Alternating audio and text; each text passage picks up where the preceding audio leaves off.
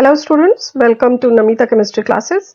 आज हम करेंगे IIT JEE 2023 मेंस में एटॉमिक स्ट्रक्चर से आए हुए कुछ questions, cathode rays and Moseley's law के। Electrons in a cathode ray tube have been emitted with a velocity of 1000 meters per second. The number of following statements which are true about the emitted radiation is। आपको कुछ statements दी हैं, कौन सी सही है ये बताना है। H की वैल्यू गिवन है, इलेक्ट्रॉन का मास गिवन है। फर्स्ट स्टेटमेंट देख लेते हैं।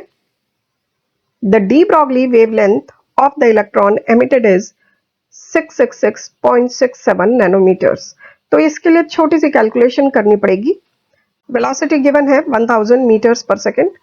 H 6 × 10⁻³ जूल सेकेंड गिवन है। वेवलेंथ होता है H/mv। वैल्यूज पुट कर दें H की और mv की। डी ब्रॉगलीज वेवलेंथ मिल जाएगी जिसकी वैल्यू आई 666.67 × 10⁻⁹ मीटर्स, जिसका मतलब होता है 666.67 नैनोमीटर्स। इसका मतलब ये स्टेटमेंट होती है करेक्ट स्टेटमेंट। नेक्स्ट स्टेटमेंट देखते हैं। The characteristic of electrons emitted depend upon the material of the electrodes of the cathode ray tube। ये बात आप जानते हैं कि कैथोड रे ट्यूब में इलेक्ट्रोड्स का मटेरियल कुछ भी हो, जो रेज एमिट होती हैं, मींस इलेक्ट्रॉन्स सेम रहते हैं, इलेक्ट्रोड के मटेरियल पर डिपेंड नहीं करती हैं रेज। तो इसका मतलब ये स्टेटमेंट गलत हो जाती है। नेक्स्ट स्टेटमेंट देखते हैं।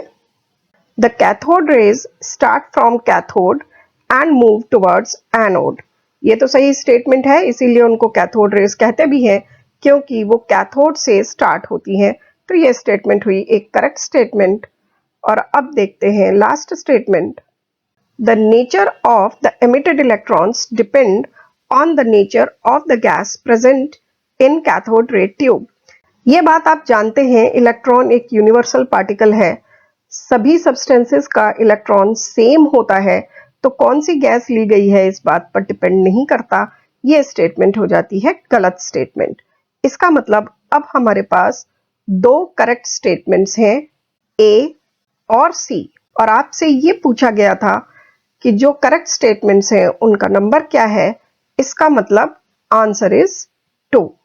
It is observed that characteristic X-ray spectra of elements show regularity when frequency to the power n, that is nu to the power n of X-rays emitted, is plotted against atomic number Z। Following graph is obtained।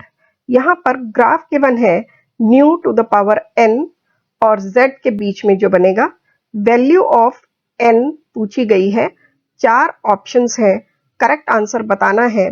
ये बात आपको पता है कि delta E जो कि h new के बराबर है, वो होता है 13.6 Z² into 1/n1² minus 1/n2² के।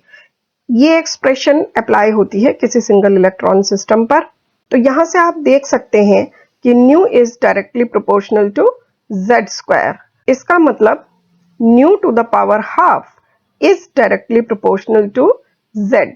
इस बात का मतलब ये हुआ कि स्क्वायर रूट ऑफ न्यू और Z के बीच में ग्राफ बनाएंगे तो इसी तरह की स्ट्रेट लाइन आएगी।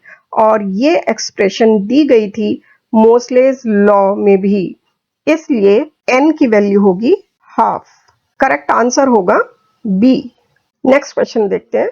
Henry Moseley studied characteristic X-ray spectra of elements. The graph which represents his observation correctly is। 4 graph दिए गए हैं और आपसे ये पूछा गया है कि हेनरी मोसले एक्सपेरिमेंट के अकॉर्डिंग कौन सा ग्राफ सही है।